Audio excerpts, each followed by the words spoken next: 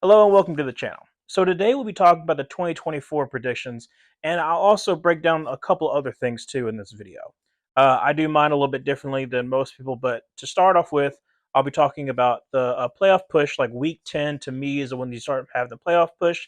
Is the week after the trade deadline, and just to kind of show, also kind of intrigue people of like how did my team get there, or like how do certain teams get there.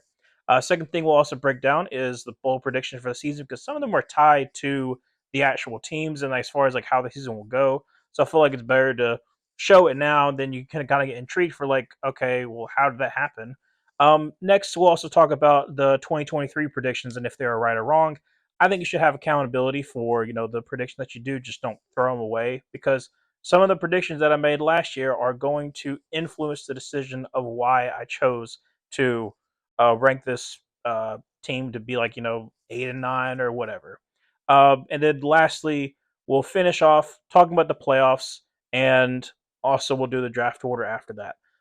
If you want to hear me even going more depth, my partner Luke and I on Gridiron Gurus, we talked about, broke down every single draft class, every single free agency, and kind of how the season will go. So if you want more in depth, watch that there. We do weekly predictions as well. So Spotify, YouTube, Gridiron Gurus is where you can find me. All right, let's get into the video.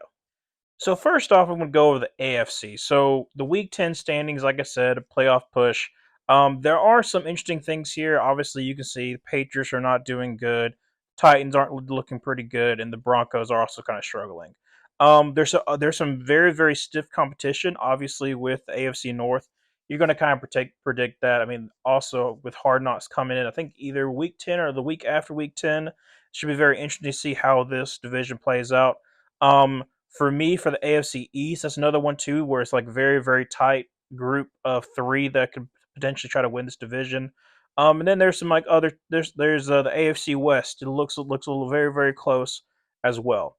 Um, let's move over to the NFC. So the NFC is another one that's I don't think is as good as the AFC as far as like divisions, but for the NFC East, I see the Cowboys and Eagles being neck and neck early on in the season. I know a lot of people are doubting on the Cowboys. They still have the talent. Their schedule isn't as bad as people if people actually look at it. Um, the NFC South is just like it's a complete mess, and I think that it's going to be very very close in the very beginning, and it's going to be like a slug just to try to get through and see who wins. The NFC West, that is another team too, like another division that I'm very intrigued by. I think the top three teams are going to be all kind of competing against each other just to try to get the division. The Cards, I think they're just one more year away, but I think they're going to be very scrappy. And then obviously the NFC North. Um, I think early on the Packers going to struggle a little bit. I mean, they did last year too. They kind of came on strong in the back half of the season. I think something similar is going to happen, and the Lions are just going to be like an absolutely dominant team. All right, so let's go on to like the bold prediction. So I have a couple of bold predictions. I have one that's not too terribly bold, and the other one that I don't really think is going to happen, and I hope it doesn't happen. But it's an idea that I've had that I kind of want to share, just in case people, just in case it does happen. So the first bold prediction is that Dennis Allen does get fired after the Falcons lost in Week 10. So that's where I say like with Week 10, like I said, the Saints are the very bottom. They're 3-7. I mean, they're like 2-3 in the division. So like things aren't looking really good. Joe Woods becomes interim to kind of finish off the season, and then finally the Saints decide like, hey, we're gonna get Aaron Glenn from the Lions defense coordinator to be. He was a former Saint. He was with those Saints teams that made it deep into the playoffs. He becomes the new head coach, establish a culture, and they finally decide to break it up. I don't know if they're going to, but I really hope that they do. Number two, I think Matt Eberflus is going to be fired because some awful calls are going to lead to missing the playoffs. I think that the Bears have a very talented team. I don't think Caleb Williams is going to have the C.J. Stroud breakout year like he did last year. I think he's still going to be really good though, but expecting him to go for 4,000 in a rookie year is ridiculous. Please don't put that expectation on him. I think he's going to have an amazing year though. But I think that Matt Eberflus, a lot of people were pushing for him to get fired last year. I think there are going to be some things that are going to cause him to a lot of fans to still want him to be fired. And I think a lot of Bears fans are going to be happy with this. You get Bobby Slowick as to be your head coach. I think that after another year of developing CJ Stroud, he's going to be a hot ticket. And if you're able to put him with Caleb Williams, that is going to be absolutely amazing for both people. My third one is kind of sad, but not really. The Jaguars have just been kind of like in a middling kind of state for pretty much forever, and to me, I don't think that Balky and Peterson are going to finish the season. I think they're going to be fired. Um, and honestly, if like the Jaguars kind of go like the way that I think they're going to go, it's going to be like one of those things that's just waiting for it to end. But if you're a Jaguars fan, in my opinion, I think that they could potentially, if everything goes smoothly, Ben Johnson actually is going to become a head coach. I know the past 2 years he's been like the top head coach people want to get, but I think this is the final of the year, and he's able to bring in his own GM, and I want that to be Ray Agnew. Ray Agnew obviously was with the Lions under Holmes, and be able to build up that culture, and he's able to bring in his GM as well if they allow that. I think that might be the reason why he's able to go to the Jaguars and finally able to actually bring out the most out of Trevor Lawrence. My fourth one is not really a bold prediction, but it kind of goes into like a little bit more. Mike McCarthy can't get it done and is fired. So that's kind of like everyone's going to be saying that because no one really believes in the Cowboys. This is the last year of his deal. It's not really that big of a bold prediction, but my other bold prediction that's tied to this is that Bill Belichick actually follows in Bill Parcells' footsteps and becomes the head coach for the Cowboys. So Bill Parcells, both him and Bill Belichick, very very closely linked together. Bill Parcells was the Giants' head coach when Bill Belichick was the defense coordinator. They won the Super Bowls together. They're still very good friends, and I think that Jerry Jones wants to have a quote unquote winner. That's the reason why he got Mike McCarthy. I don't think there's going to be like another coach that he's going to be really wanting to shell out all this big bucks to besides like a Bill Belichick. Maybe Mike Vrabel, but Vrabel wouldn't want to go in that situation. So Bill Parcells had a good relationship with Jerry Jones. This is the same as I think is going to happen with Bill Belichick. Next one is one that I haven't really heard a lot of, but I kind of like this idea. So I'm not the biggest fan of the Browns this year, and I think that because of cap constraints, they might have to shed some weight at the trade deadline. So, in my opinion, they might send Amari Cooper to the NFC division contender in the Falcons. The Falcons, I said at this point, um, they're supposed to be good. They're kind of struggling to start the season. Really outside of Drake London, like I don't trust Darnell Mooney, and I definitely don't trust Moore. So, in my opinion, they need a good another number two. If you put Amari Cooper on the Falcons, that's going to be amazing, not only for Drake London but for that whole entire team. And so, in my opinion, you shed up a lot of cap space because I think if you trade him for the trade deadline, you get up like 16 million off the cap, which is something that the Browns desperately need just to even just to get even. So that could be another potential bold prediction. My last bold prediction is that Dak has an amazing year. I think that Dak has had keep on having he's had really good seasons, just hasn't really been able to get it done in the big games. Um, but unfortunately, even though he has a good year, he doesn't come to a contract agreement because obviously Jerry Jones just thinks that he can be able to pay Dak whatever he want whenever he wants and whatever he wants. I don't know how Dak's going to feel, especially because the way that some Cowboys fans have. I know the organization loves him, but sometimes really good quarterbacks have to leave an organization. I mean, like Rodgers did it, Brady did it, Stafford did it. It's potential that he could leave. And in my opinion, I think there's going to be two um, teams with the cap to be able to get it done that are going to be going after him. That's going to be the Steelers and the Raiders. Both of them have been kind of in quarterback purgatory for a good little bit now. And I don't think that both quarterbacks for the Steelers are really going to pull through. So, if, in my opinion, I think both those teams are going to be heavy pursuit for him, and ultimately the Steelers went out to finally have stability at quarterback because they already have the defense.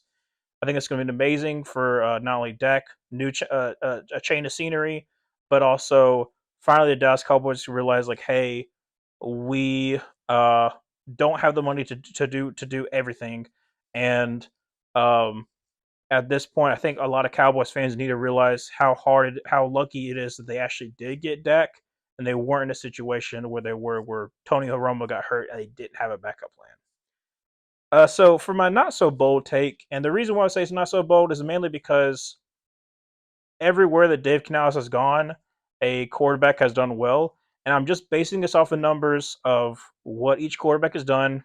Geno Smith, Baker Mayfield. To me, Bryce Young throws for 3,800 yards, 24 touchdowns, and 10 interceptions. Like I said, I want it to kind of like not. I don't know if he can necessarily limit the interceptions because he did have like I think he had like 11 interceptions last year, but I do think his touchdowns are going to increase. I think he has a much better support cast. Obviously, being a Panthers fan, I think that. And the 3,800 yards is a good season, not a great season. It's a good season. That's all I really want to see from Bryce is taking the next step. Obviously, you want him to be a superstar, but with how bad things were last year, you just want him to be just show improvement and be like, yes, this is absolutely our guy. I still believe he is, and I think this is going to be a step in the right direction. And then my not really likely one, but maybe, is that the Giants are going to have an absolutely awful year. In my opinion, I was higher on them last year. We'll go into that a little later, and they really disappointed me. And without having Saquon to really rely on, you're relying on a rookie receiver who I still think is going to be amazing, but you have to give him the ball. Your offensive line is absolutely trash, and so I think that it's going to be a rough season. That potentially could lead to the firing of Joe Shane and Brian Dable. Brian Dable, I think, is a really good head coach. So hopefully, if things go bad, they're not going to solely put the blame on him and let him pick a quarterback. But I think that even though Neighbors looks promising, their quarterbacks get them the number one overall pick. And Joe Mara is actually going to be, upset. He's going to want changes. He's going to fire Dable. But in this case, Joe Brady at the Bills has an amazing year. He had an amazing second half of the season, has an amazing year this year. Hot, new, young coach. People are going to want to get. Joe Mara is going to throw the money at him. The same as I think they did for Brian Dable. Brian Dable. So Brian Dable is going to become the Buffalo Bills offensive coordinator again. Why not? And Joe Brady will be the new head coach for the Giants. That's like a not likely bold prediction, but something that I've had kind of going in my head. I'm like, oh, that could potentially happen. So let me know what if you have other bold predictions, and put them in the comments below. Okay, so let's go on to the 2023 breakdown, and then we'll also go into the 2024 predictions for each division. So 2023 first, and then 2024 second. So in 2023, I was very wrong about the AFC South. Obviously, as you can see, I thought this was the Jaguars division. It did not work out that way. They definitely collapsed. The only one I got right was the Titans, and that one I could kind of see a mile away. But both, CJ Stroud and then also the Colts, behind Gardner Minshew, they really showed out. I thought they're gonna struggle with rookie QBs, and CJ Stroud, really showed out. I was a big believer in him, but I did not think he was gonna have the rookie year he had. So kind of wrong. The AFC South, unfortunately, only got one right. But let's go to the 2024 season. Here's how I see it playing out. I think the Texans still win the division. I think that the Colts are still going to be really, really, really pushing them. But I think that the Colts are going to struggle out early in the season. They have a very tough early season schedule, and the back half is one of those things where I think they could potentially get the sixth seed. For the Jaguars, like I said, I'm just not the biggest believer in them this year. I think that this is going to be the final year for Balky and Peterson. being 11th in the AFC. They're not really that close to making the playoffs with a 7-10 record. And then going for the Titans, like I said, this is a transition year, same as I think for last year, but this is a transition year because you have a rookie head coach. You're hoping that you see more out of Will Levis. You have a very veteran wide receiver room who could, elevate Levis. But at the end of the day, I'm concerned about injury concerns. I'm still concerned a little bit more about your secondary, even though you got Snead. I'm still a big fan of Snead. I want to see more out of the Titans. I think they can be a very scrappy team, like another team I'll talk about later on. But for right now, Titans, I have y'all at 5-12. Let's go over to the NFC South. I was good on it, except I should have just switched two teams' records, and I would have been perfect. So let's start off with the fact that I thought that the Panthers were going to go 10-7. Obviously, that did not happen. I was very, very high on the veteran staff, and obviously, I was a big Bryce Young guy. Um, Everything kind of went wrong for the Panthers last season, and I'm definitely going to be tempering my expectations a little bit. Still gonna go in the high of my expectations, but not go necessarily as high as I was last year.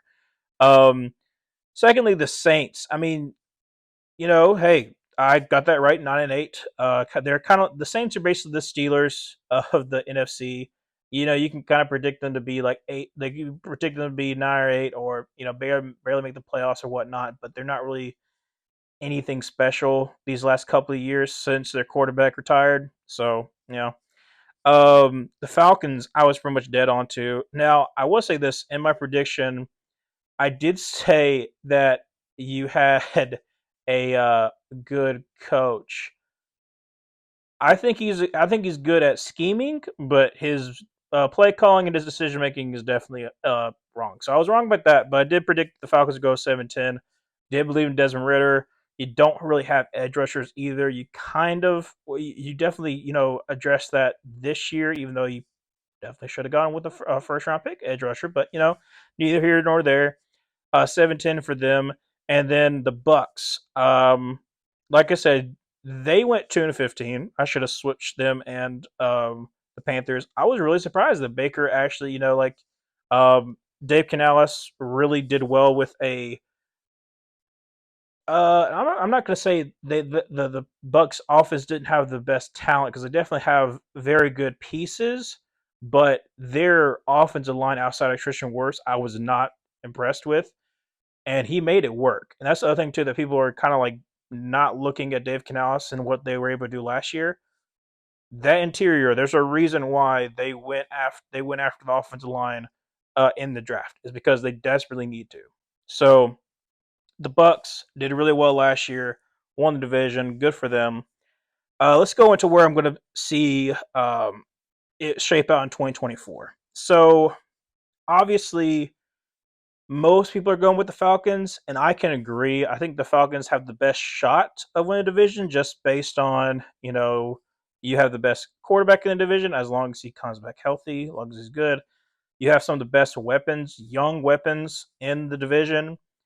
I'm still kind of suspect of your defense, not really suspect of your secondary, but definitely suspect of your front seven. Um, I think that because you have Raheem Morris, he'll make it work that first season, and so I think you'll go 10-7. Like I said, I think you're going to struggle out to begin with, and then kind of come along strong later on, because you have a really tough schedule to begin the season. Bucks, unless you show me something different, I'm probably going to put y'all at 8 or 9 or 8. Yes, they lost some pieces from last year. Obviously, Shaq Barrett not being there. There are some concerns on defense that I still have. Carlton Davis, you lost him, and I'm still a big fan of Jamel Dean, obviously Auburn, but um, I'm really concerned as far as like how that defense is going to go, because your depth is absolutely trash. I mean, I'm saying that as a Panthers fan, and your defensive depth is really, really bad. Your offense, like I said, still be good. Mike Evans is still gonna have 1,000-yard receiving season. That's gonna happen. But I'm still gonna put y'all at 8. I think you're gonna just miss the playoffs. But I think that there's going to be some talk with Bucks fans at how far Todd Bowles can actually take this season. I don't think he'll get fired, but I think he's one of those ones that his seat is going to start to kind of heat up, even though he's won the division. The last couple of years, I am not the biggest fan of him as a head coach, but I do love him as a defense coordinator. So it'll be interesting to see how kind of like over the next couple of years how the Bucks kind of go, because right now it's kind of middling, but it's a lot better than where y'all were. Next, I have the Panthers going 7-10. Obviously, I'm higher. I'm a little bit higher than some people are. Some people are still thinking we're going to be a 2-win season. I don't see that.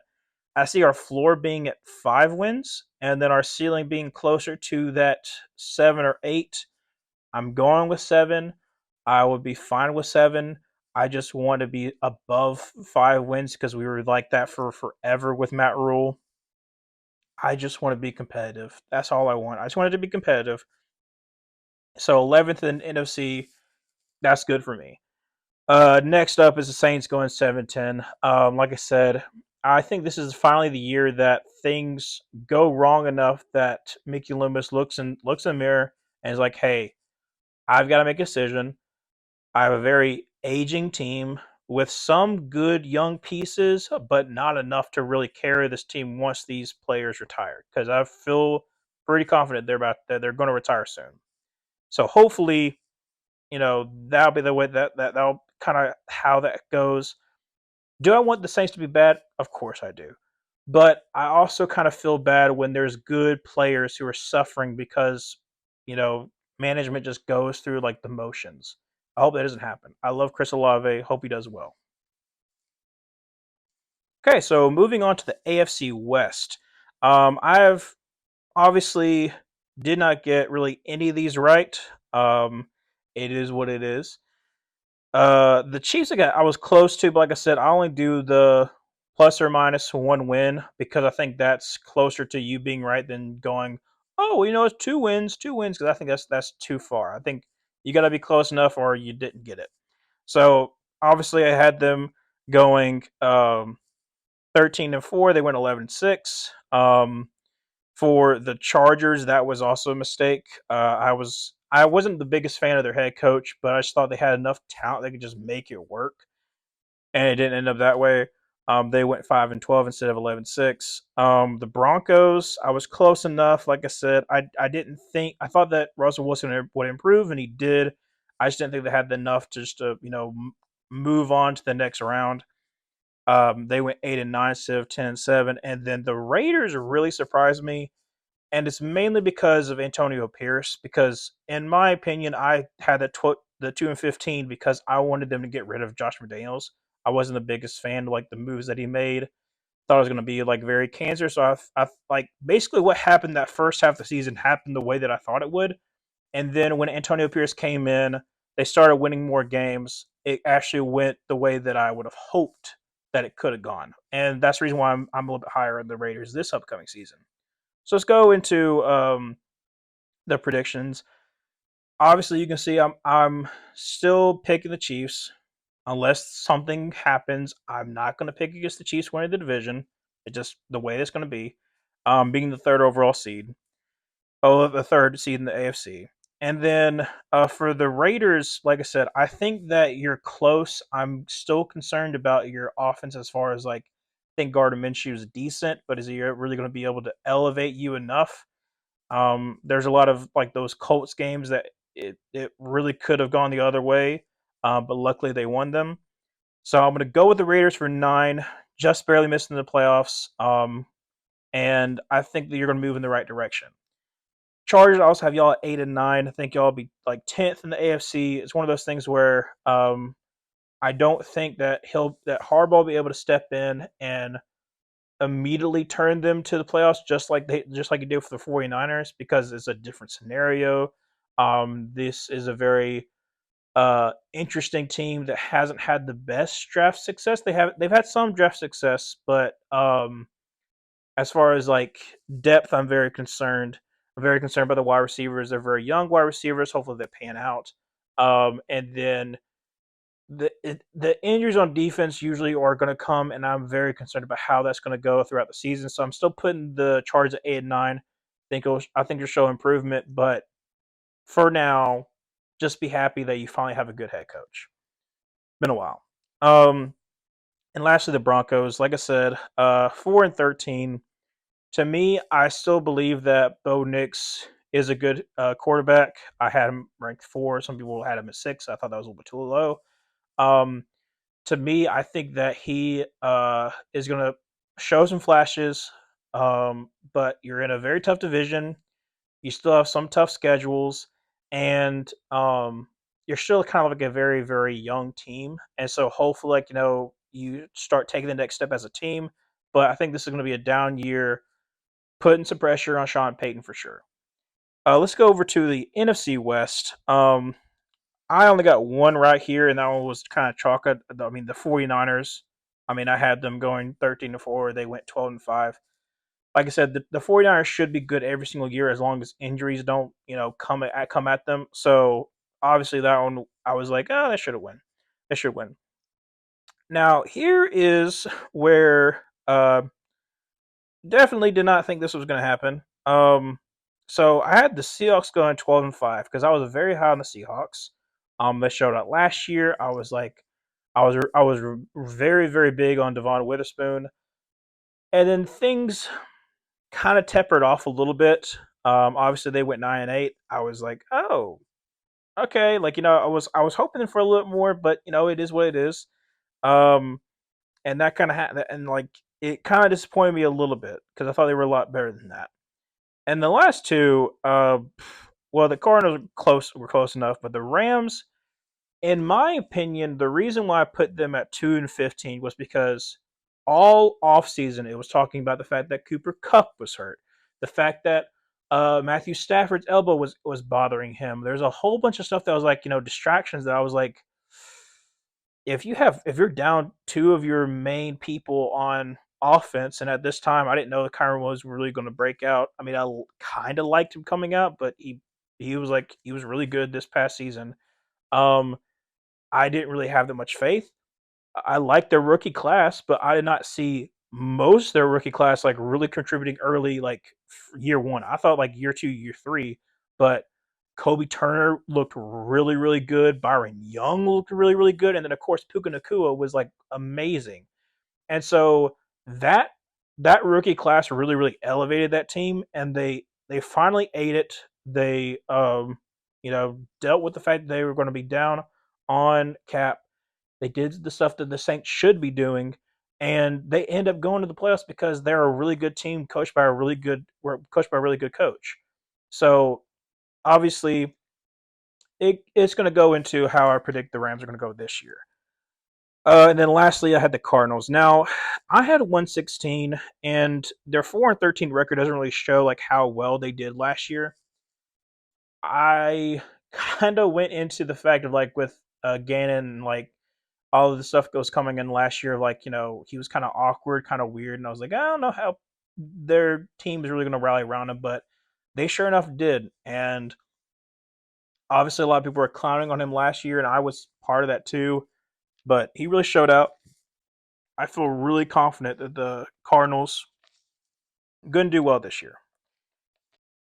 So to start with the NFC West predictions, I have the Rams winning this division. I'm very high on them. Both Luke and I are very high on them as well. Um, I see them going 12-5. I think they'll be the third overall seed. Like I said, I think the top of the NFC is very, very competitive, and there's going to be a couple of games that are going to determine seeding, like there always are. But early in the season, I think that Lions Rams game is going to be very, very important for seeding. Um, and like I said, I think they have a very strong team, very young team, very talented team. Uh, Second in the division, I have the 49ers. And I have the 49ers being the sixth seed going 12-5. I still think, like, overall talent wise, like, they should still be obviously a playoff contender. But I do think the Super Bowl hangover is going to affect them deeply, especially with Brandon Ayuk sitting out for a while, Trent Williams sitting out for a while. They still need help on the offensive line. I'm very concerned about them. Same as the thing that I was concerned about the Bucks last year with their offensive line.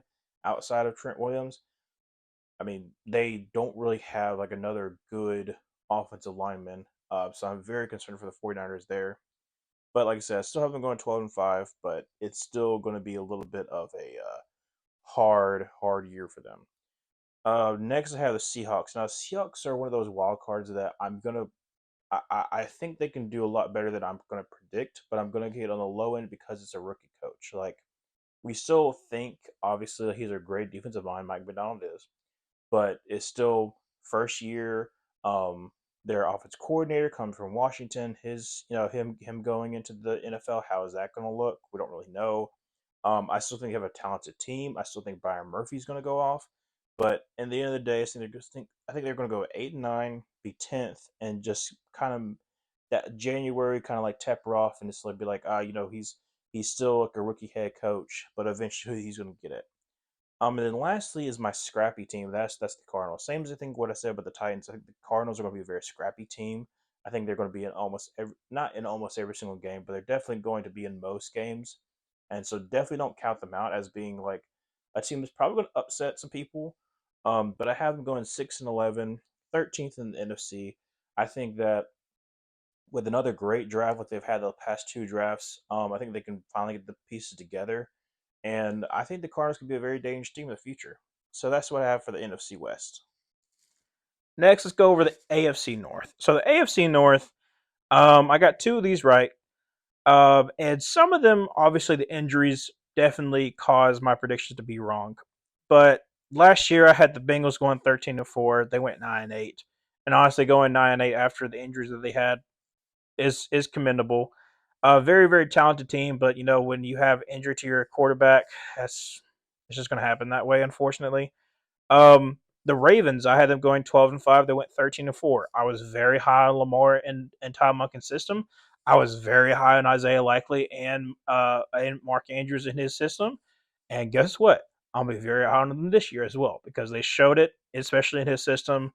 I was a big fan of Isaiah Likely coming out, and he showed it last year too. I was really glad I got him into fantasy. Um, Thirdly, the Steelers, I had them going 10-7. They went 10-7. I mean, obviously, because they're the Steelers, they're going to find a way to win. It was kind of a chalk pick, pretty easy to pick. The Browns really surprised me, mainly because I didn't see Joe Burrow having, not sorry, Joe Flacco having the season that he did, and obviously I'm not the biggest fan of Deshaun Watson, so that's the reason why I had them at going 5-12. They went 11-6, surprised a lot of people. Their defense was tops. I mean, that's another thing too. I knew their defense would be good, but not, number one in the league, kind of good. So that's another thing too. Browns had a really good season last year. I'm expecting regression this year. Um, Going to this year's predictions, I have the Bengals going 13-4, having the first overall seed. Obviously, if Joe Burrow does not get hurt, I have a feeling that their offense is going to be absolutely unstoppable. And also the fact too, like that they finally got good veteran um, safety help that they didn't have last year. They got rid of Jesse Bates. Von Bell came to the Panthers. They need safety help, and they got it this offseason. So I think it's really going to impact them. Obviously, losing DJ Reader, that's kind of cause for concern. But I think that the Bengals are talented enough that 13-4 might be a little bit on the high, but I still think that because I've been winning the division over the Ravens, going 12-5. This is reason why I have them going 13-4. The Ravens are going to be another really good team for this season. I have them as a fifth seed. They're going to be battling it out for the division with the Bengals. As long as no major injuries happen, I think that the Ravens are going to have like this very similar season they had last year. Secondly, sorry, not secondly. Thirdly, as the Browns, I have them going 7-10. Like I said, I'm not the biggest fan of Sean Watson. He hasn't really shown anything since 2020 as far as being really even a competent quarterback. So, do I really expect it to start now? Not really. I mean, obviously, don't know how Nick Chubb's going to come back. Ford is okay as a running back. You also have the fact that Amari Cooper is really sticking good.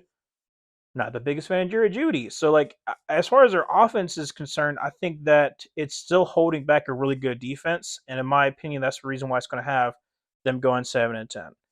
I don't think Jameis Winston coming in is going to cause them to go 11-6 again. I'm sorry, I don't think that's going to happen. I think it's going to regress. 7-10 is my prediction, and then the Steelers are 13th in the AFC with a 6-11 record. Yes, this is the first time that I'm really thinking that they're going to have a losing record. Now I know, Talmud doesn't have losing records. He has a 9-8, 10-7. That's what's going to happen all the time. Eventually, it's going to happen. It might not be this year. I might be wrong. That's fine. But eventually, you're going to have a losing season, and fans are finally going to be able to point at him, even though he got a 3-year extension, and it's going to kind of heat up a little bit of be like, hey, we haven't won a playoff game since 2016. We haven't really had, a very, very dominant team since, what was it, 2020, when they got blown out by the Browns. It's stuff like that where, like, I think uh there's going to be some questions this offseason. And I think that's the reason why they bring in Dak, because I think that's going to bring stability, be a win for the organization. And if you have another great draft, you've had two really good drafts back to back. You have a very young, talented team that's going to take you into the future with a stable quarterback. So, Steelers fans, even though you might not like my decision, this will be a really good move for the franchise. Let's move on to the NFC North. So, I was high on the Lions last year. I didn't think that it was like, Fugazi, that they weren't going to be able to be good. I didn't think they were going to make 13 wins. They hit 12. I had them go 11-6. So I was still correct. I was down by one win, but I was still correct. Um, and they really showed out. They really showed out. Made all the way to the NFC Championship game. I think a very similar season going to happen this year. Next, I had the Packers going 8-9. They end up going 9-8, so they won one more game than I thought. But like I said, I thought that Jordan Love would make strides, and he definitely did. He had a very shaky first half of the season, but came on strong. So have them be in the seventh seed. Oh no, sorry, no, I'm not to the point yet. Sorry about that. But they went 9-8. I picked 8-9. The Bears. So I predicted they go 5-12. For the Vikings, I predicted them to go to 7-10. I was right about the Vikings going 7-10. I was not correct about the Bears going 5-12. Like I said, I'm not the biggest fan of Justin Fields. I think sometimes like he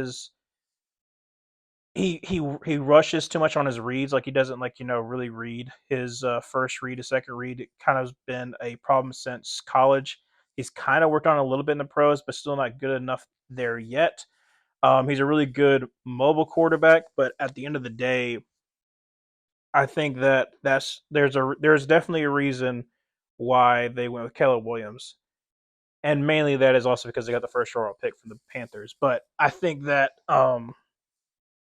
in the end, it's best that they moved on from Justin Fields. They got a really good quarterback.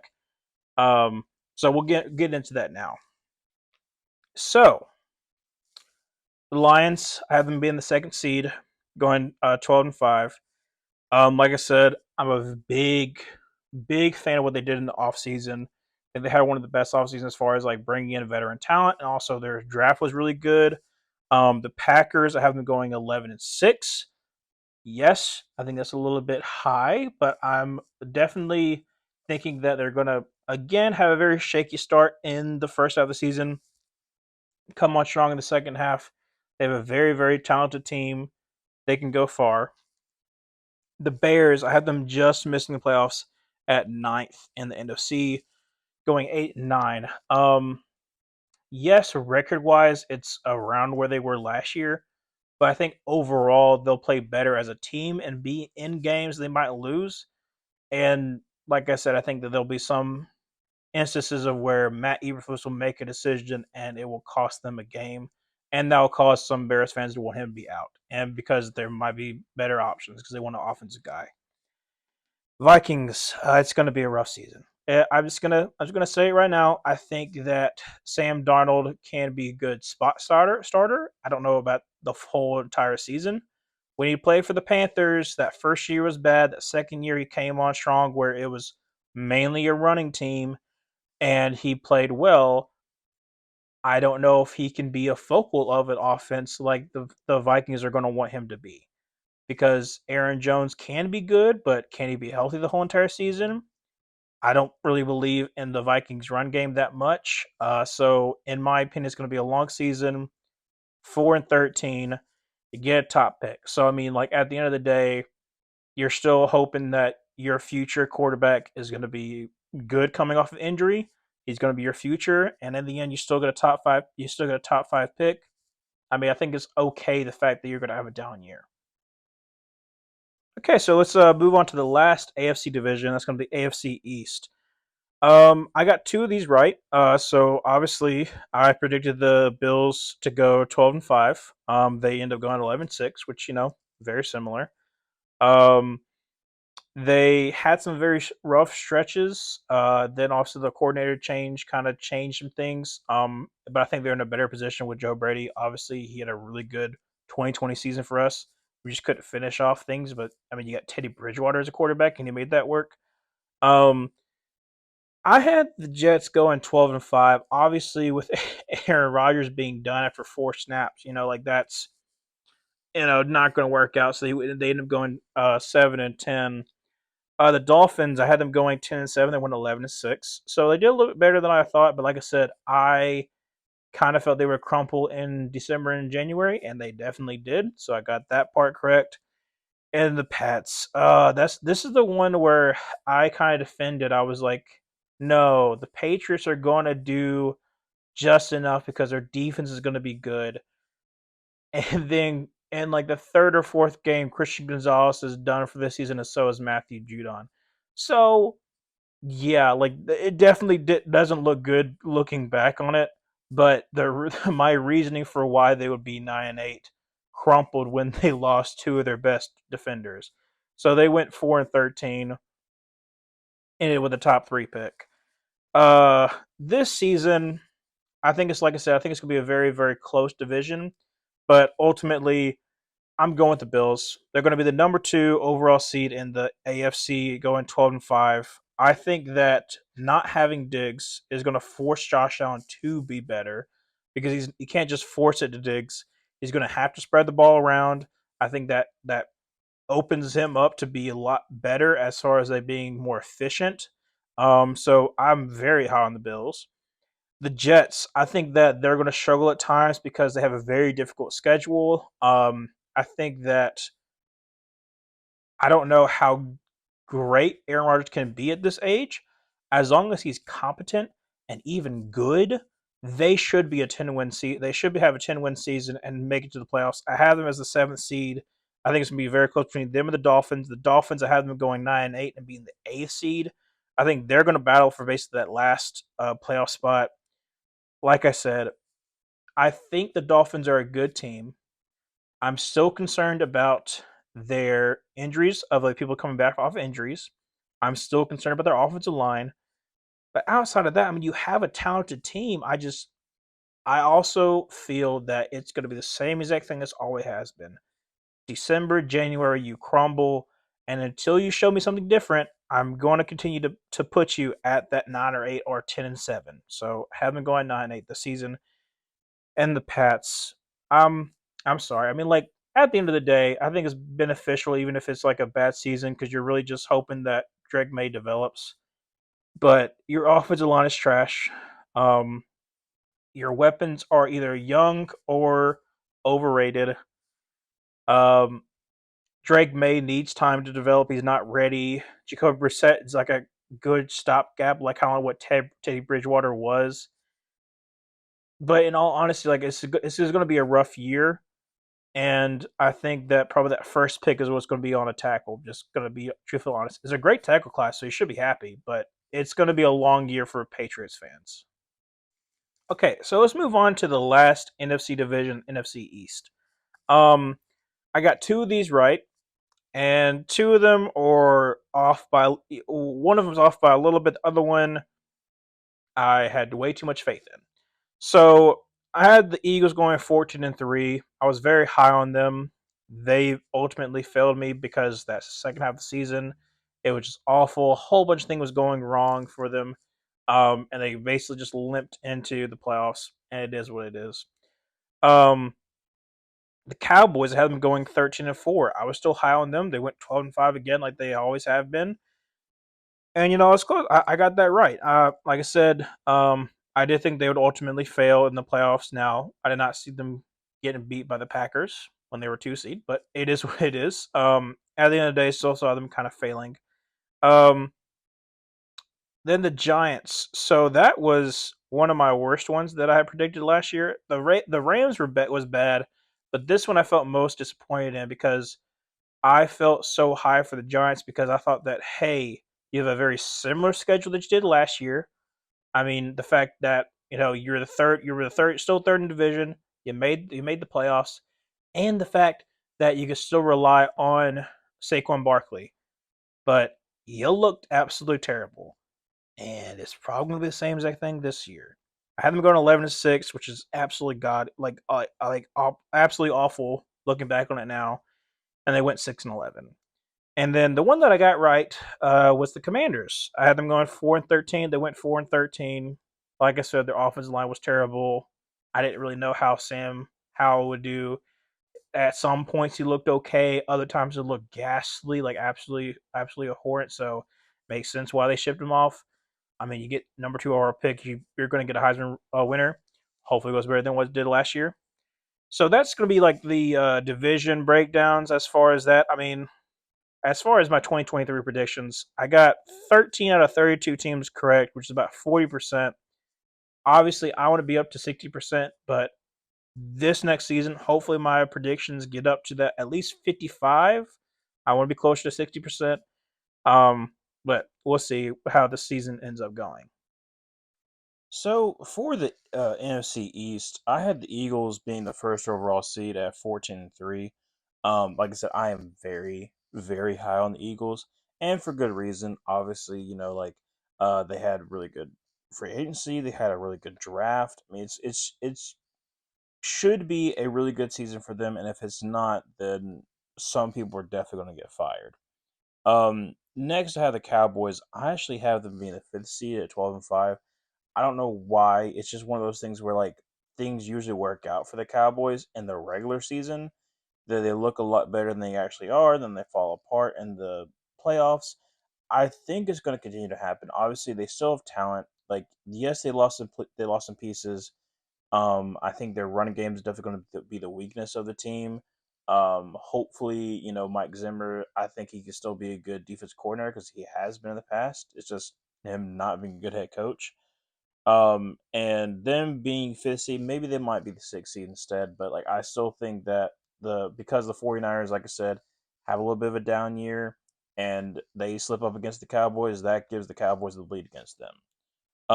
And the next two, like I said, the East is one of those ones I just think is so vastly different as far as the top two are going to be contenders, and then the bottom two are going to be bottom feeders. And the Commanders can be a little bit of a toss up because like I can see them going like maybe 7 wins, but I'm gonna hit them on the low because I just do not trust their offensive line. I think it's gonna end up getting Jaden Daniels hurt. So I have the Commanders going 13-4. Oh, sorry, not 13. 3-14, being the 15th overall in the NFC. Like I said, I think they have a good future, but I'm very, very concerned for them for this season. And then obviously last, I have the Giants. Now the Giants, like I said, I have them being the 16th overall seed in the NFC, 1-16. I was so high on them last year because I thought they were just, continue on, relying on Saquon Barkley. They don't have him this year. I don't believe in Daniel Jones. I thought he was okay 2 years ago, and that's what Brian Dable was be able to get out of him. But you paid him $40 million. You're not going to have really that much of a run game. Your weapons are a rookie neighbor, so I think can still be good. And I'm okay on like the other ones, like I like Wando Robinson, I like Darius Slayton, but they're not going to really elevate a bad quarterback. So I am I'm really down on the Giants. Obviously, you don't have Wink Martindale as your defensive coordinator anymore, so maybe you can still be good on defense. Your defensive line looks good on paper, but can it deliver outside Dexter Lawrence? I don't know. Um, Obviously, you got Brian Burns, but at the same exact time, like against the run, he disappears sometimes.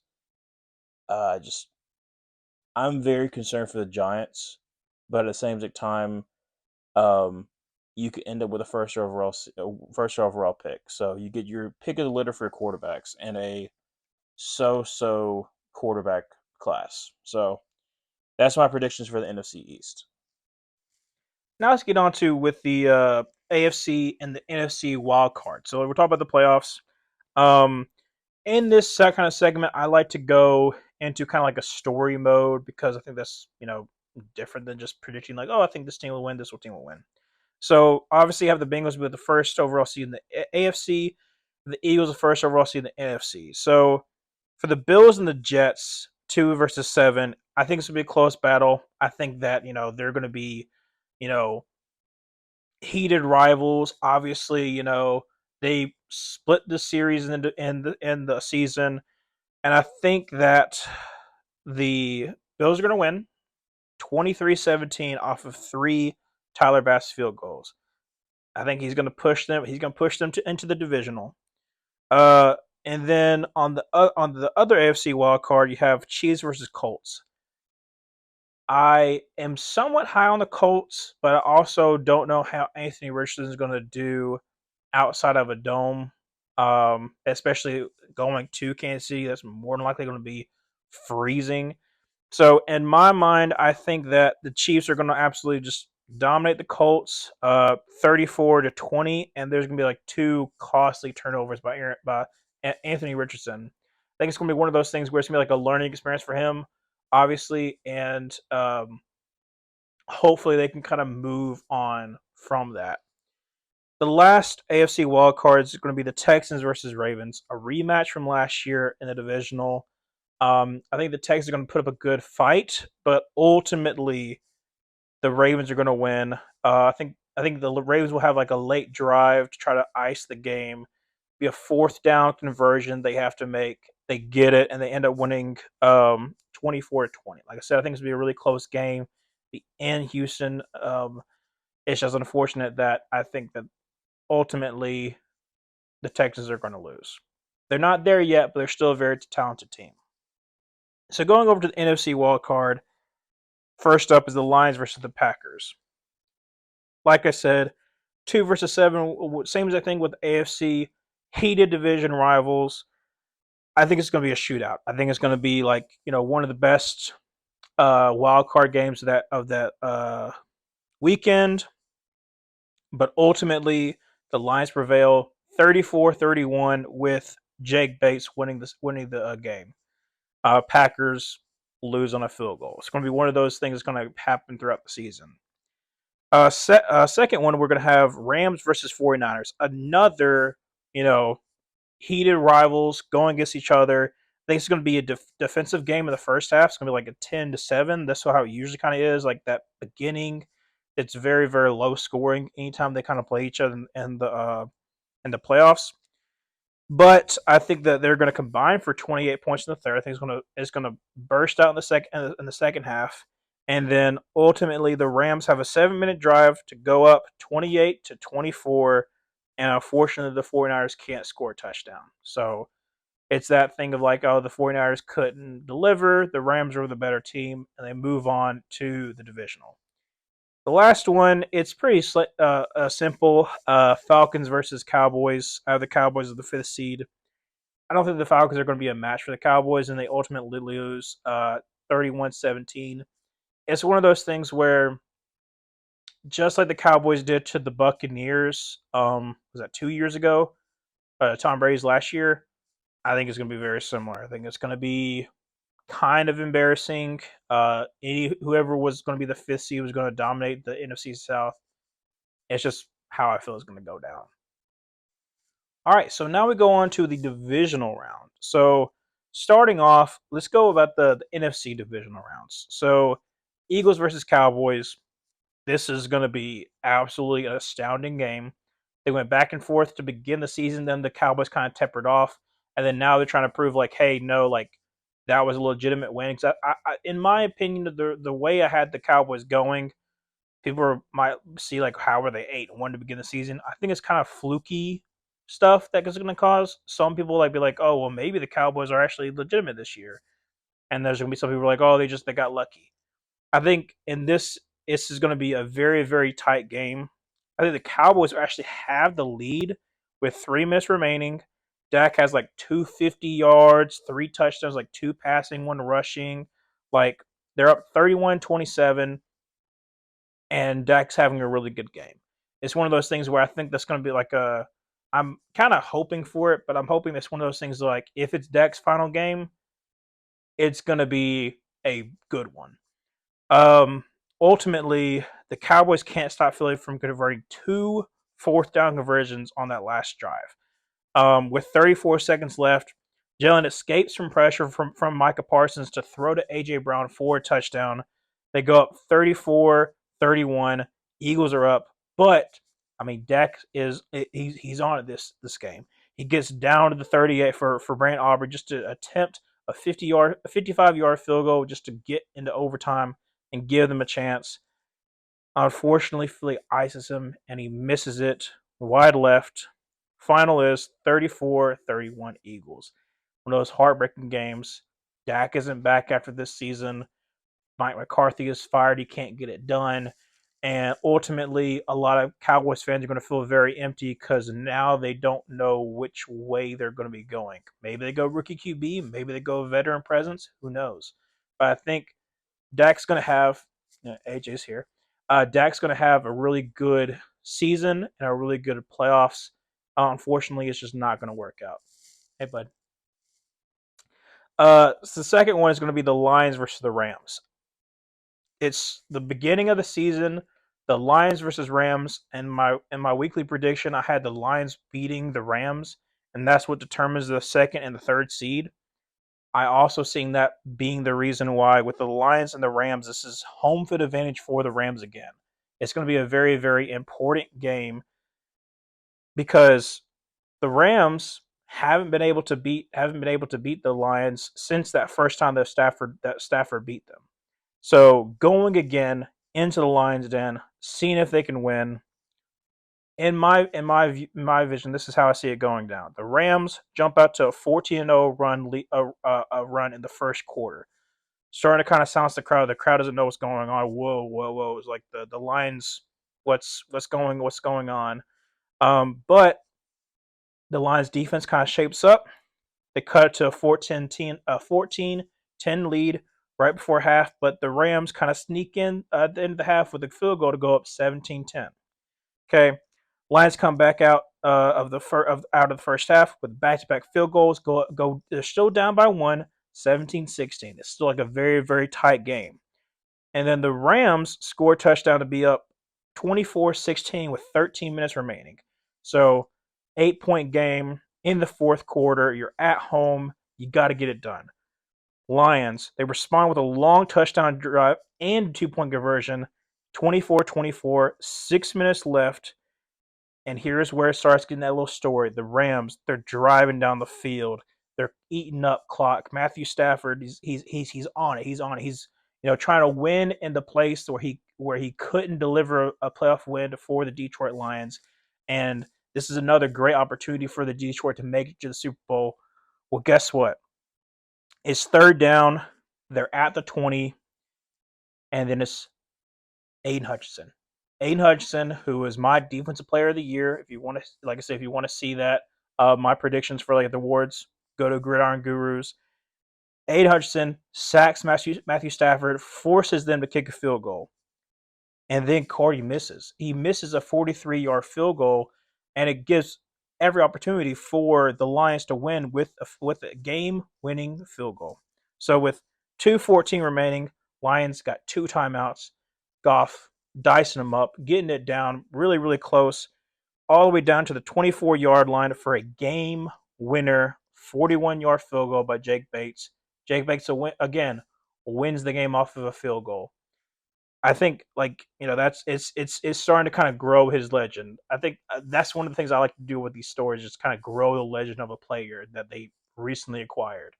Um, but let's go over to the AFC Divisional. This is another one that I think is going to be two really good games. The first one, maybe not as much. The Bengals versus the Ravens. This is one of those things where it's both absolutely hate each other. I mean, all the AFC North hates each other. But I think the Bengals are on a mission to make it back to the Super Bowl, and the Bengals offense is just too much for the Ravens. I see the Bengals kind of winning 31-20 thanks to a game-sealing interception by Logan Wilson. I know a lot of Ravens fans absolutely hate Logan Wilson, so I think that's gonna be like a little icing on top of the cake. Just like, yeah, Logan Wilson ends your season on an interception, and then the Bengals are able to run out the clock. One of those kind of things. Unfortunate.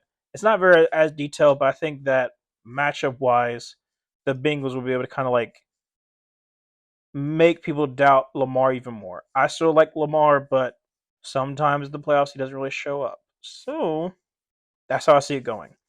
Now the second one, the Bills versus the Chiefs. It's a rematch from last year's divisional. The Chiefs had to come to the Bills. It's frigid. It's going to be an amazing game, another classic. And the Bills are determined to not lose on a field goal again. So they come out hot. They're up 21-13 in the first half. I mean, like Josh Allen having amazing game. Both him and Patrick Mahomes are going at each other. Like I said, 21-13. And then starting the second half, Josh Allen rushes for a touchdown to take a lead of 28-13. Like I said, the Bills Mafia is super duper loud. They're like, "Oh, we're up by 15. We're like, in our own house." And then this is where the Chiefs usually start to get momentum, and I see it happening again. Unfortunately, this is what's going to happen. A missed hold on Ed Oliver. It's egregious. It's egregious. But a missed hold on Ed Oliver, Mahomes is able to scramble out of the pocket, is able to find Marquise Brown for a backyard throw kind of touchdown that a lot of Bills fans are like, how did they let that happen? And they cut the lead to 28-20. Now Bills fans, like they've seen it before. They're starting to they're still getting kind of concerned. They're like, okay, we still need to be up. We need to be up by 2 scores. Well, then the Bills go down the field, score a field goal, up 31-20 with 9 minutes left to go. Unfortunately for them, the Chiefs, they're not done yet. They're just driving down the field. Pacheco punches it in from 6 yards out, but they fail in a 2-point conversion, 31-26 with 5 minutes left to go. The Bills, they're trying to drive down the field. In fact, they're at the 42-yard line of the Chiefs with a 3rd and 3, and they fail to get the 3rd and 3. Now it's 4th and 3. Sean McDermott has to make a decision. Does he go for it and risk the fact that if they don't make it, that they give the Chiefs plenty of yardage? No. He decides to punt it, ices, and gets them all the way down to the 8-yard line. So they have 2:08 left. At the 8-yard line, have to go 92 yards just to tie it. Well, just to win, because it's 31-26. And as it always happens, Chiefs dicing them up down the field. Travis Kelce, 8-yard touchdown, but a failed 2-point conversion. 32-31. Josh Allen's able to get them to midfield, but a great play by Trick McDuffie causes Keon Coleman to not catch a ball that would have gone for an additional 14 yards just to kind of get it close enough to a field goal range. So they have to attempt a Hail Mary. They don't get it. Unfortunately, the Bills lose 32-31 to the Chiefs. Like I said, I like to make these stories because it's something I could see happen. And ultimately, if the Bills and the Chiefs go against each other, I'm going to go with the Chiefs. Now let's go on to the championship games. Now, I'm going to start off the AFC Championship game. I don't have as much to say about it as the NFC Championship game because You haven't seen the Lions versus the Eagles going against each other in the NFC Championship game. You've seen Bengals versus the Chiefs. There's been a couple of times you've seen it in the playoffs. And as always, I see it as being a back and forth battle, but it comes down to defense. Chris Jones, who got paid last year as the best defensive tackle in the league, is able just to constantly get pressure on Burrow all night. All night he's causing havoc, and it comes up clutch in this scenario.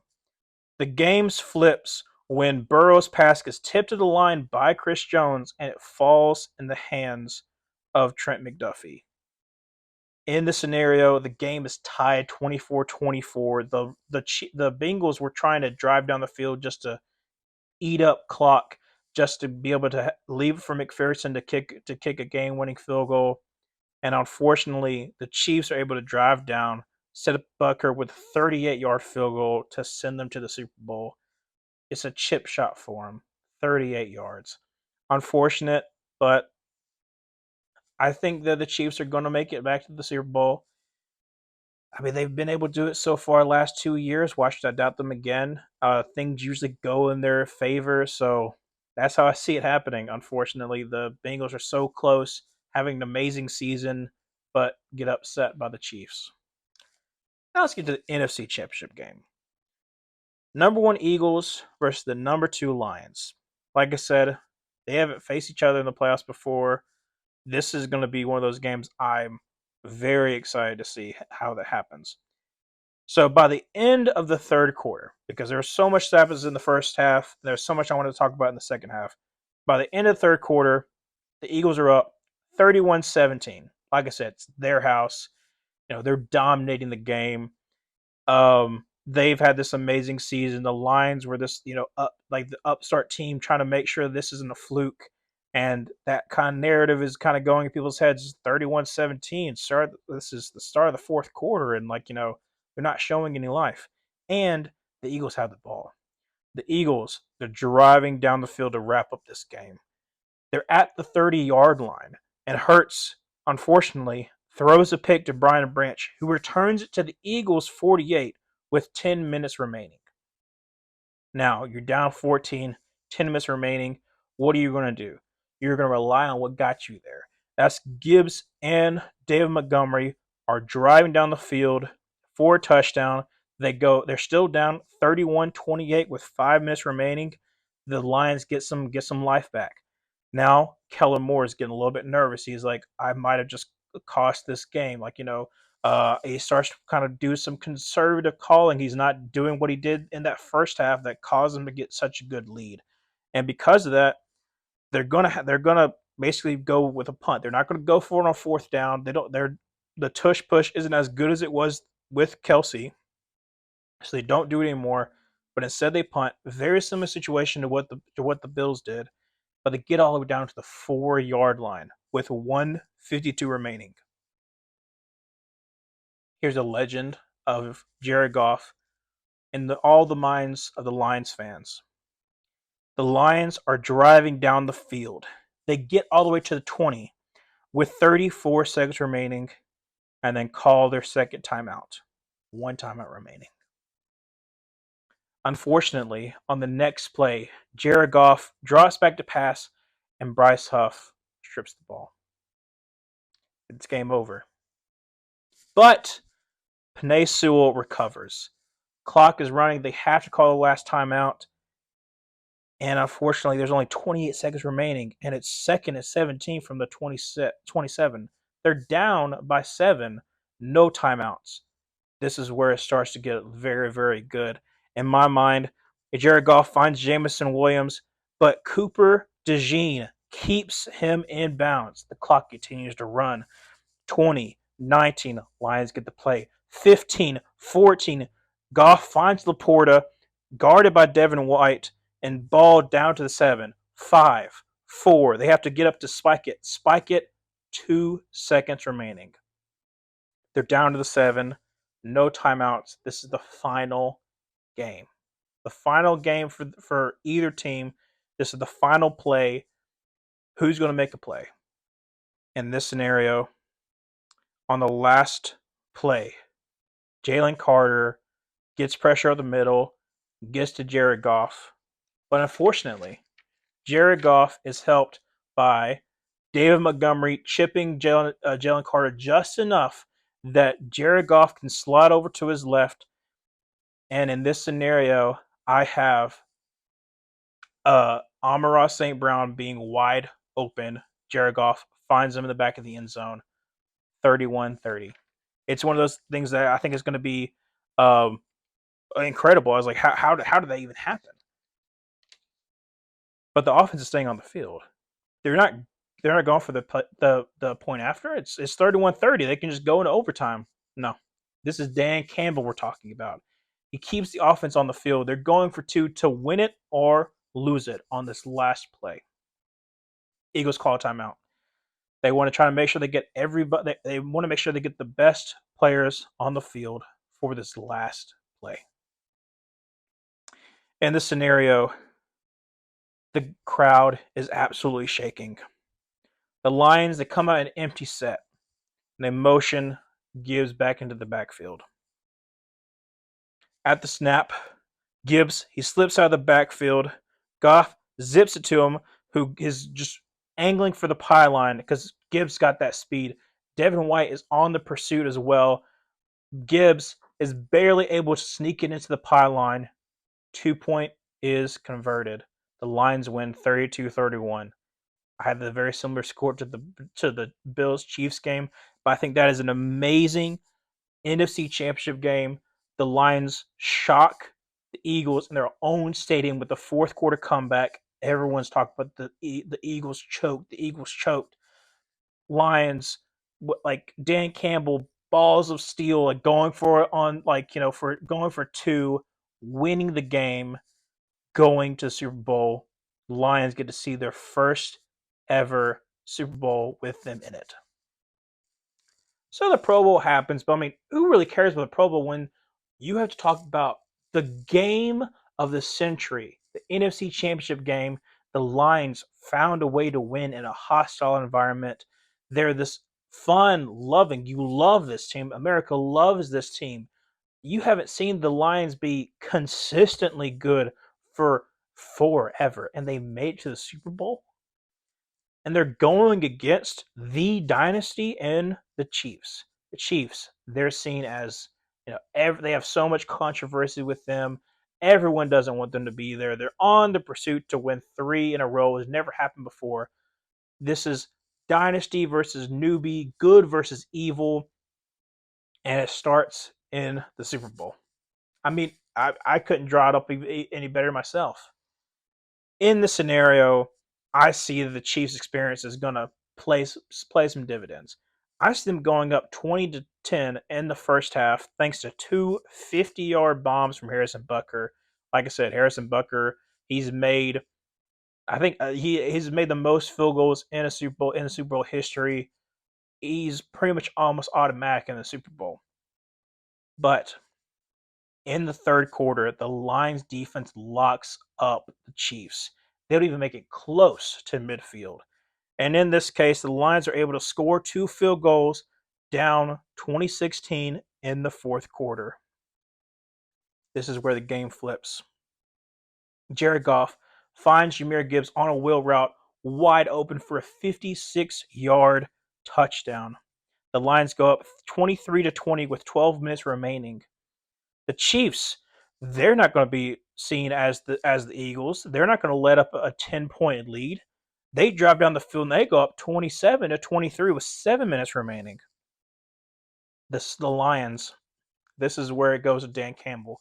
They rely on what got them there, on their 2 workhorse backs to drive down the field, and David Montgomery pounds in from the 6 yards out, 30-27 with 56 seconds remaining.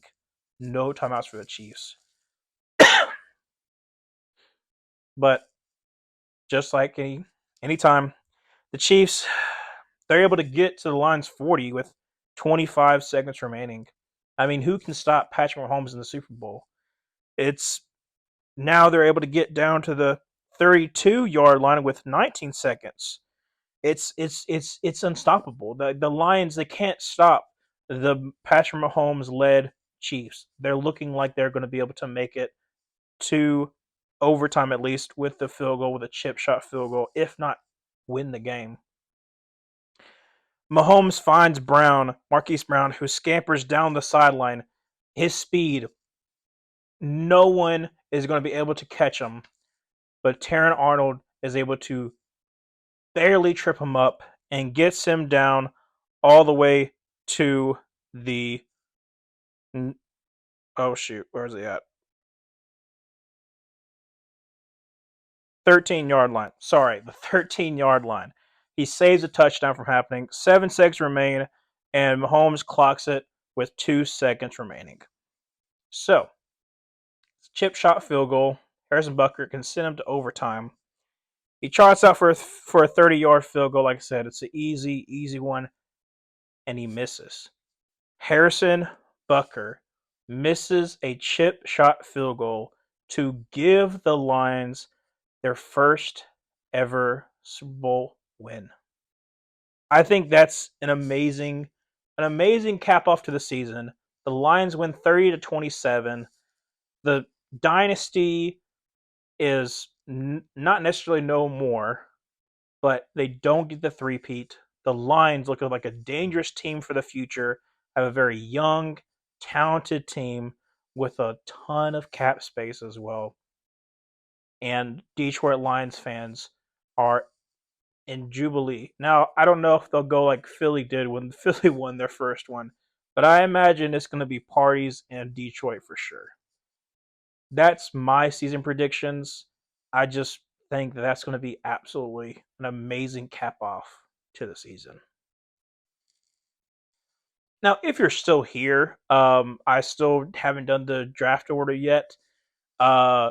It's not really that important, but I think it's at least where people can see where they, especially if they didn't have a good season in my book, where they would have been. So, in my opinion, number one overall, Giants, you're 1-16. Patriots are 2 at 2-15. The Commanders are 3 with 3-14. The Broncos are at 4 with a 4-13 record. The Vikings are 5th with a 4-13 record. The Titans are 6th with a 5-12 record.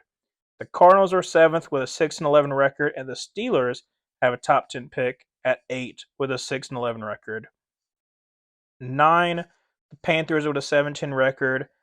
10, the Saints with a 7-10 record. I don't know exactly how that worked, that the Panthers were above the Saints in the division, but yet also above them in the draft order. But that's how it kind of happened. At 11, the Browns with a 7-10 record. At 12, the Jags with a 7-10 record. The Chargers at 13, 8-9. Bears at 14, 8-9. Seahawks at 15, 8-9. Raiders at 16, 8-9.